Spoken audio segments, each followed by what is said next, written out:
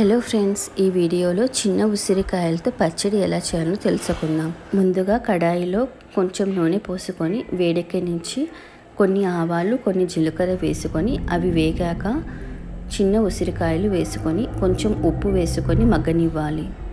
మేము తీసుకున్న ఉసిరికాయలకు 2 టేబుల్ స్పూన్ల కారము 1 టేబుల్ స్పూన్ ఉప్పు సరిపోయింది. తర్వాత కాస్త పసుపు వేసుకోవాలి. 1 స్పూన్ ఆవపొడి వేసుకోవాలి. తరువాత 1 స్పూన్ జీలకర్ర మెంతుల పొడి వేయాలి. జీలకర్ర మెంతులు సమానంగా తీసుకొని వేయించి వాటిని పొడి చేసి ఆ పొడి వాడుకోవాలి. ఇప్పుడు అన్ని పొడులు సరిగా కలిసేటట్టు కలుపుకోవాలి.